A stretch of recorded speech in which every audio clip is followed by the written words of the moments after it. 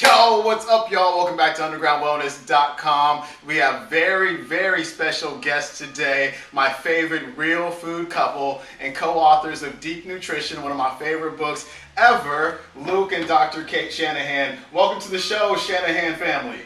Hey, Sean. Yeah, thank you guys so much for coming on. Now, you guys today are going to show me how to make broth, and we're going to use a chicken today for our audience. Why is broth important? Why is it good for us? Tell us about that. Broth, the way we're going to make it, is going to extract the collagen from the ends of the bones, and the part of the collagen called glycosaminoglycans that it's going to extract has this amazing ability to help our connective tissues and all of our connective tissues. So what are those things? They're the stuff that holds us together, like what it sounds like. It'll be the skin, for one thing. It'll help keep your skin looking nice and young, Allison, and Sean, of course. And it'll also help your arteries stay very flexible and elastic, and it helps your joints and all the connective tissues, your tendons, and it's really key for athletes, especially people doing any kind of athletics, or anybody who depends on their body for their job. It helps to keep you moving fluidly. It's a really cool molecule. It's a missing food group in the American diet because we can't get it anywhere else, and unless we're specifically told we got to make these bone broths, you're not going to get it, and it's going to change the way you grow and your connective tissues grow. So it's great that you're doing this now for your own health, and it's so important I tell all my patients that they got to be doing this. Yeah. My ingredients here. I've got 2 chicken carcasses here, like full whole chicken carcasses, all the bones there. I've got some chopped up carrots. I've got some, let me move this out of the way so anybody can see it. I've got some onions that Allison was nice enough to cry all over the place when she cut them up. We have some chopped up celery, and then we've got some parsley. Okay, now what's going to be my first step here? Okay, your very first step is we're going to get that chicken carcass into your pot. You said those are cooked chickens, because this makes a difference. So these are chickens that were cooked, a couple of organic chickens, so they've already been cooked. We're talking about if we had bones that were not cooked, we'd rinse them to get off some of the blood and impurities that can cloud your finished stock. Okay. So these we're just going to put right in the pot because they're cooked already. And hot water or cold? And what we're going to put in, Sean, is cold water. Now, cold water can extract protein. Some proteins are extractable only in cold water. So we're going to start with completely cold water and cover up those bones. And when we're done with that, with the water, we're going to put in about a cup of white wine, which I can see you have right there. Some high quality kelp. Gotcha. So I'm going to put some water in there. I know it's plastic, guys. It's the only one I have. I never use it. But we're going to throw some water in there. Now my next step, you guys said, was to use the really cheap wine that Allison bought for us today. We're going to pour in about a cup, right? Yeah, about a cup of wine. All right. You guys can see me. Can you guys see me? Go ahead and start plugging. You're good to go. Tell me when to stop. Okay. Keep going. Pour it on in there. Really go for it. There you go. All right, great. That's good. Yeah. That's perfect. The benefit of the acid in there is to start to, it's a flavoring enhancer, of course, but also helps to extract calcium out of the bones. Gotcha. So the combination of the cold water and the wine, you've got the extraction of the good stuff's already happened. Okay, so what's our next step? Am I just going to throw this on the stove? Yeah, go ahead and put it on the stove and put it on medium. We'll keep an eye on it. Well, don't we start it though on high, or do you not even start it on high just to get it going? Yeah, well, if you can have if you can keep a good eye on it and you can keep it moving around, you can have it, medium high. But we know that there's chickens resting at the bottom of that pot right now, and we don't want to burn it. So if you're the higher it is, the more you got to keep it moving around, keep an eye on it. That's a very good point. And you said that I don't want to cover. Do I partially cover it, or should I just leave it open like this? For right now, I'll leave it open so you can see what's going on in there, because what we're keeping our eye on right now is what I should have said is our number one rule. You never want to boil your stock. So if you see it start to, those of you who have ever brewed beer at home, you got to watch your wort or whatever it is when it's in the pot or it'll boil over. Act like it's a big deal if it gets to a boil. You don't want it to get there. Gotcha. Okay, now I have the rest of this stuff here, my carrots, my onions, my celery, my parsley, and you also wanted me to have some thyme, bay leaves, and some black peppercorns. Now, I don't want to have you guys on the air for 3 hours today, so tell us what the next step is once this is all done. Great, so what next step is you're going to have that at your low, once it's brought up to a near boil, you're going to keep it there for a half an hour to 40 minutes or even an hour if you like. If you're going to do this whole thing for several hours, then a couple hours without the vegetables. Now it's up to you whether you want to sizzle those vegetables for a little more color and depth of flavor. That's up to you. It's a different finished product just because, you know, as you would imagine, if you get a little, you know, nice brown caramelization in those veggies, that's what's going to wind up in the stock. For a cleaner, brighter stock, it's a little bit, let's say, fresher and yeah, brighter.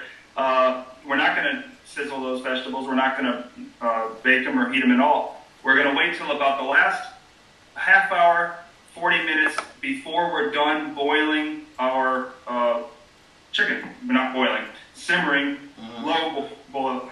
The last half hour or so, we're going to, or to an hour, I should say, we're going to add those vegetables. If you put them in earlier, you lose a lot of the aromatic flavor that just if it cooks, you know, too long, you lose a lot of that good aromatic flavor. So I like to keep the vegetables in mirror pot cooking for maybe, like I say, something less than an hour. Okay, gotcha. So about 30-40 minutes before it's fully done, I'm going to add this stuff in. Now, am I going to chop this parsley up, or am I going to throw it in like this?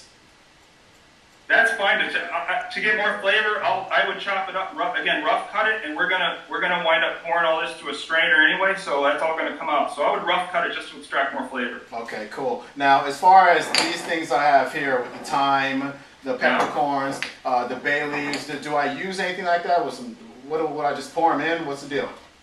There's two ways to do that, but the one way to do it is when you're all done with your finished stock, you can do the spice thing with a little little tea ball like this. This is a little wire mesh thing that opens up, and it's got a little string that attaches to it, and you can have it just kind of dangling at the edge of your pot and pull it out when you want to. Gotcha. Because we definitely don't want to have our stock with a bunch of crunchy peppercorns in them, right? Exactly. Yeah. That'll all strain out. This makes it easier to get it out, but any way you do it with your fine wire strainer, we'll be able to get all that stuff up. So the mirror pot we're going to have cooking for at least the last half hour and up to an hour at the end of your stock making process. The dry spices also can be in there for a good half hour. The delicate fresh spices, you only want in there for maybe 10-15 minutes. After that, you start to lose again those fresh aromatic components. So the parsley we're going to save for the last bit. Gotcha. So the parsley we save for the last bit, but everything else can go in half hour, 40 minutes before it's done. Got it. Exactly. Perfect. And these are not hard and fast numbers. You can kind of play with it. The general concept is the fresher it is, and the more complexity of flavor, the more you want to save it toward the end. So you guys wrote a book called Deep Nutrition: Why Your Genes Need Traditional Food. My audience has heard all about it, but if someone hasn't, what is the book all about? Why did you write it? I wrote it because I really wanted to share all the fascinating things that we have discovered about our genes and how much they change based on what we do. When you go to the doctor, a lot of times they ask you your family history. Did your mom have a heart attack? Did your dad have cancer? As if that kind of thing is set in stone. But it turns out that we are changing our genes all the time, and that's why it's so important to make sure that you give your body traditional food and the deep nutrition that you need. One of the things that I talk about in the book for anybody interested in weight loss is about how your cells can change. So this is a picture. Can you see that? Am I holding it? Yeah, we can see it. The little cell in the middle is a stem cell, and this little lady up here is a fat cell. And you see the arrow goes both ways. So the stem cells are those cells that you've heard about for curing people with Parkinson's, the kinds of cells that can become any kind of cell. Well, it turns out it goes both ways.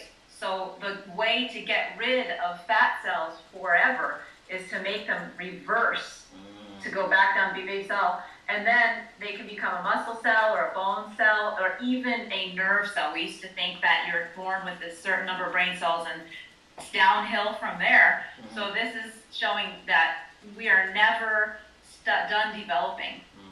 And there's a huge intelligence in our genes that we need to feed with the right kind of food. Absolutely. That's why it's one of my favorite books. She's been on my radio show twice. I can't get enough of Deep Nutrition. Where can we learn more about you guys?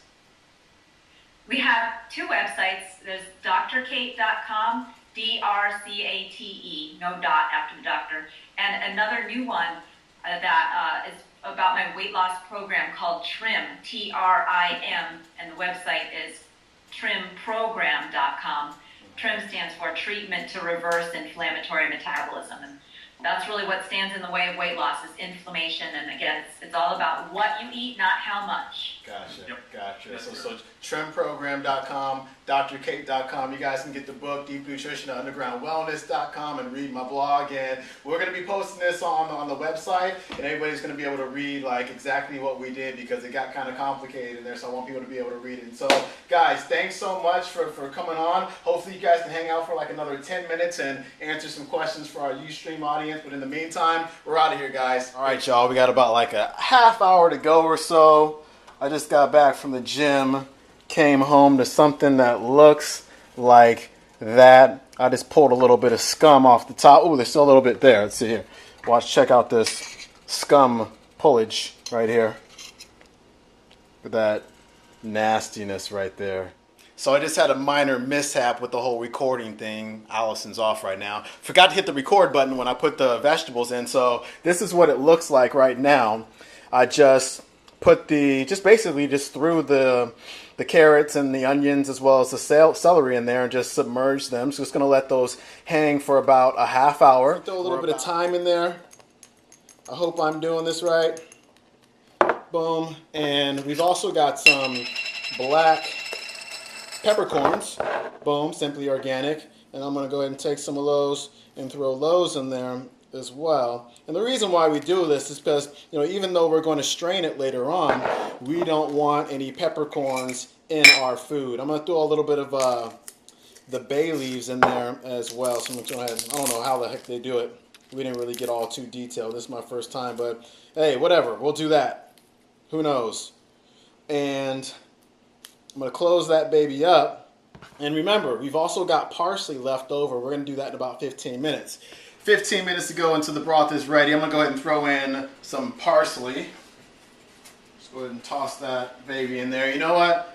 I feel like since we bought these bay leaves, we should probably do something with them. So I'm going to throw these in here as well. See if they add a little bit of flavor. And just go ahead and swirl it all up. That's what it's looking like right now.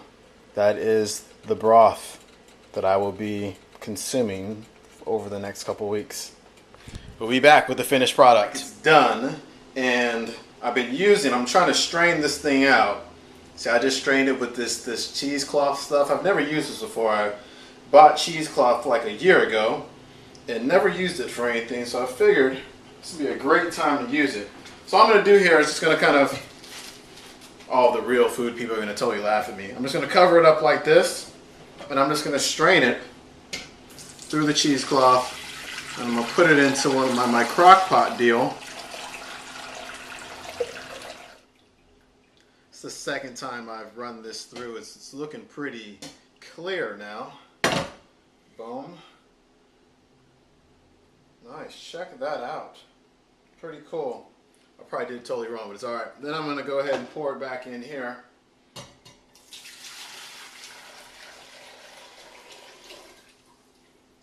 And the next step, I think he said that he likes to put it in ice. And it's San Diego, so there is no snow outside.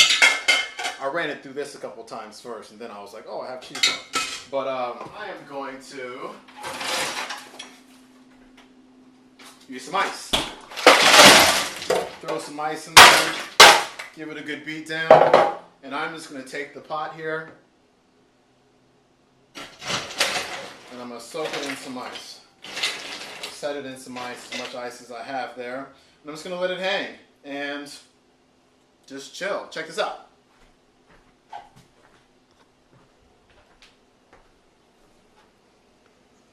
Not bad, huh? pretty clear, no bits in there at all. The cheesecloth worked pretty well. I'm not sure how effective that little bit of ice is going to be, but we'll see what it can do. And that's all the stuff that was in there. So hopefully we got a lot of the nutrients out of there, and hopefully they're in there. So pretty stoked about this. My first bone broth, chicken bone broth, and hope you guys can do that at home and try it out. I probably didn't do it right. It's my first time doing it, but like my man Joel Salatin said, anything worth doing is worth doing poorly at first. So I'm out of here, guys.